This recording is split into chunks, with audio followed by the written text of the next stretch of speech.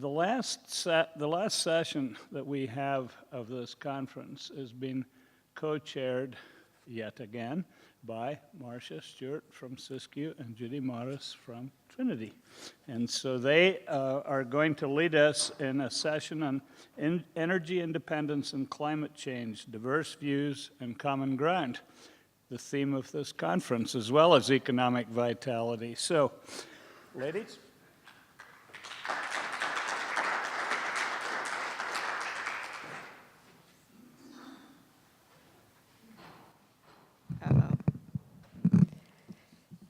I just want to, again, James, you go by James mainly, or Jimmy, but we're so grateful to have you here with this last couple of days. You've shared some great insight, and we hope to have you at our next meeting, maybe.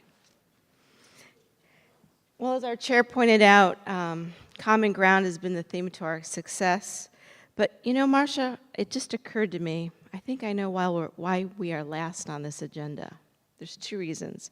Either they look at us as the main act, or they look at us as the hook, because they know, how are these two going to talk about climate change and energy independence?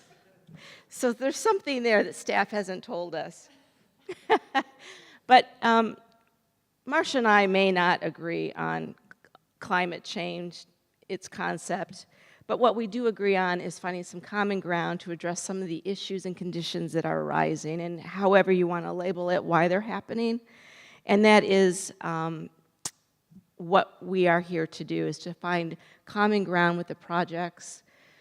It's not, we don't take as a group a one plan fits all. We try to adapt to the various parts of the region, and I think you'll see this in our discussion. And she has a wonderful presentation that addresses some of the issues that we face in the forested counties. What happens when these forests don't get managed properly? Of course, they put at risk our watersheds. When they do burn, they put up a lot of CO2. So that really ties into some of the climate change issues. But at the same time as she's going to talk to you about biomass, that also is an opportunity to produce energy in her area or our area, create jobs, and also perhaps manage the forest in a healthy way. So she's going to have a great presentation for you. And then we'll also hear from some other guest speakers. I want to point out another favorite program of mine is what Sonoma County started a couple years ago. It's on a micro level, but their energy independence retrofit program that they ended up, I believe, in a lawsuit over. But they were, and we as a group applied for some grant funding that got taken away from us too, but it was a great program that hit at the time when the recession was just hitting. And they were able to put local contractors to work who might have been building homes at the time that couldn't get loans to do custom-built homes or just subdivisions, but they were able to put people to work to energize their homes in terms of new windows, new insulation, reducing impacts on the need for energy in that area, creating jobs, putting money into the folks who live there who aren't spending on high utility bills. So to me, that is another way of going toward another level of energy independence, but maybe more on a micro level. So with that, I will turn this over to my colleague to the east of me, northeast of me, Supervisor Marcia Armstrong, and she'll give you a wonderful presentation on biomass.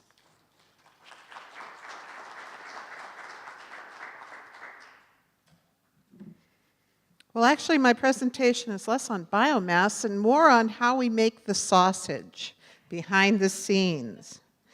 And as President Obama would say, I'm a member of the Flat Earth Society, as are most of my constituents. We do not believe in anthropogenic climate change. So a lot of the issues cause great umbrage in particularly in my district. So how do we come to an agreement? How are we able to work together on this eclectic group all together and come to a common consensus? And so as you see up here, this is a difference in perspective. Whoops. But we can come to common ground by looking from a different perspective. This is a fire that occurred this year in Siskiyou County in my district. It's actually two fires. One is the Butler Fire, and the other is the Salmon Complex. And as you will see, in the middle of that is forks of salmon. So it cost about $55 million to fight this, and the community is a very tiny community. Another community upriver from that is Sawyer's Bar, and Sawyer's Bar was also on the other end of the Salmon Complex fire. So this is something we experienced this year, and they had an evacuation advisory for both communities that lasted for several weeks. In 2012, we had the Gulf Fire in Syad. That lasted for about a month and burned right up behind Syad and down into people's backyards. In 2008, we had more than 157,000 acres of forest burn in wildfires in Siskiyou County. Over the border in Trinity County, we had an equal amount. I think they had slightly more, actually, than we had.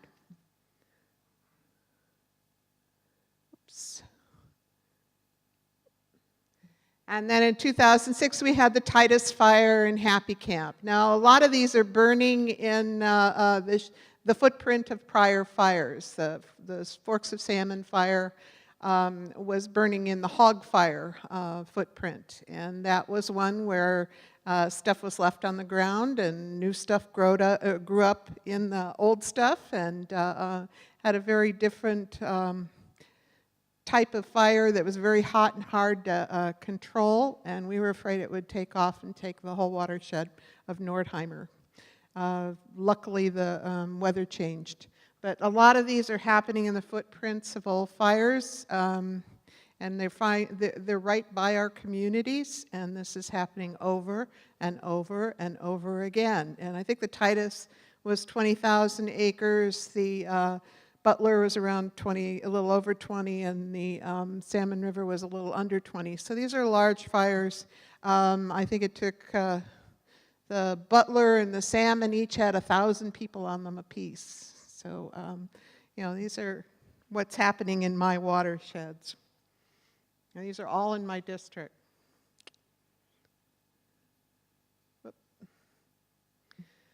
Okay, so that's my problem, is I have fires, frequent fires that are right outside my district that are threatening the homes in my district. This is another perspective on this, is the fire emission, the emissions that happen from fires. And you see that this is a quote from an estimate of CO2 from fires in the United States, implications for carbon management. And it talks about the CO2 and methane, and there are a variety of other emissions that come from forest fires.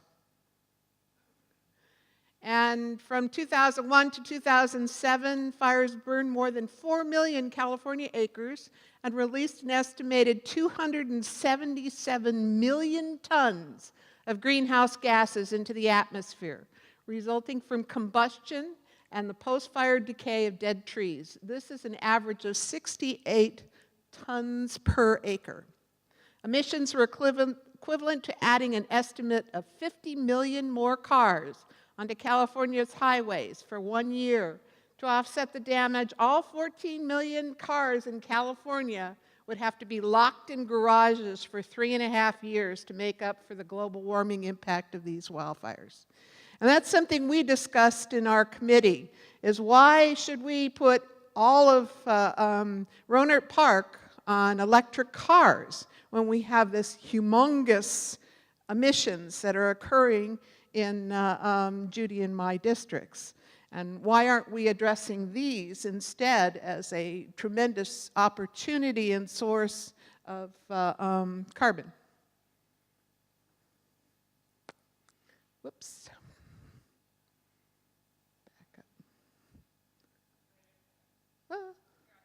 There we go. Okay, so this is another thing that each passenger car emits approximately 5.3 metric tons of CO2 per year. So, you know, a wildfire that releases 1 million metric tons is the equivalent of the emissions of 198,807 passenger cars driving for 1 year. Now look at that, that's 1 million metric tons.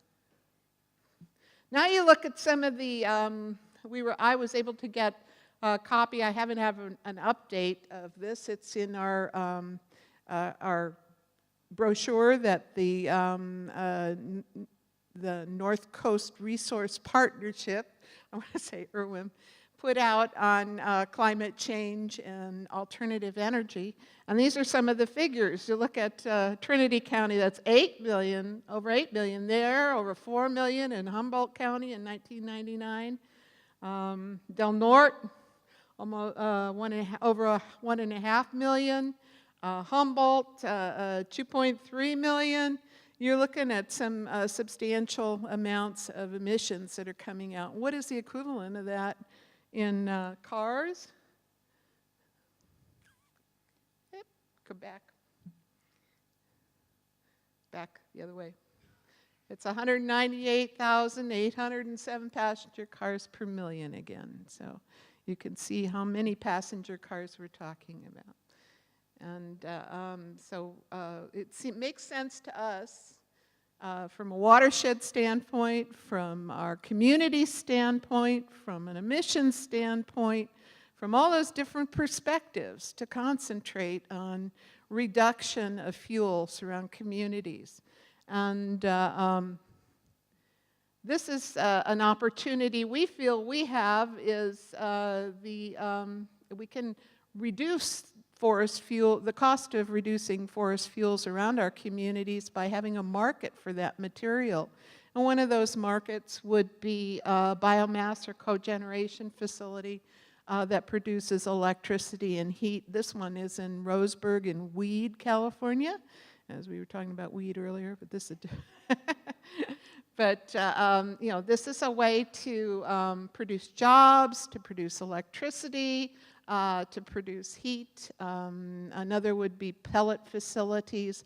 All of these utilizations of biomass create a market, and particularly in our areas where the gentleman earlier from Big Rock talked about the slope of his mountains. We've got that too, and it's very expensive to reduce fuels. So this helps offset the cost of that, and we also, the carbon's there anyway, so this harnesses some of that carbon and reduces it, scrubs it, and produces electricity or heat from it.